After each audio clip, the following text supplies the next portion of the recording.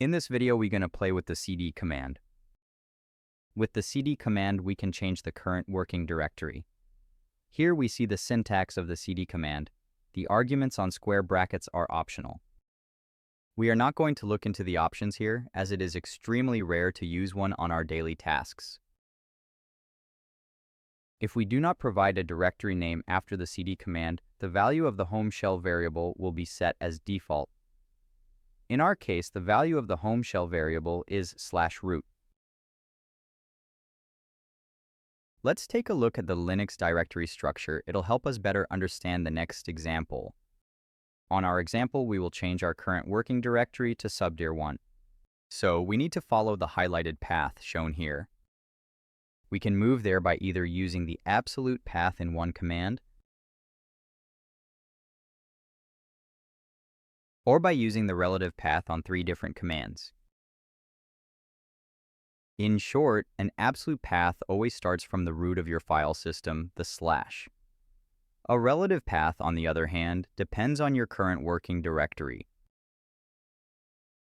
Now let's say that we want to move backwards. We could use the absolute path again, but for moving just one directory back, it's not so convenient. Let's find out another way. If we list the contents on each directory, including hidden contents with the A option, we can see that there are 2 objects there, a single dot and a double dot. The single dot refers to the directory itself, and the double dot refers to its parent directory. The parent directory is the one that contains the current directory. In our case here, the parent directory of subdir1 is dir1. Now let's move back one directory. Here we notice that the current working directory is dir1. Going back one more directory takes us to root. Keep in mind that we can go back all the way to the starting / of our file system. We can use the cd path variable by adding multiple absolute path values separated with colon in order to search for dirs under those directories from any relative path. As the values in cd path variable are prioritized from first to last, it is advised to use the dot as the first entry in order for cd to look first on the current working directory.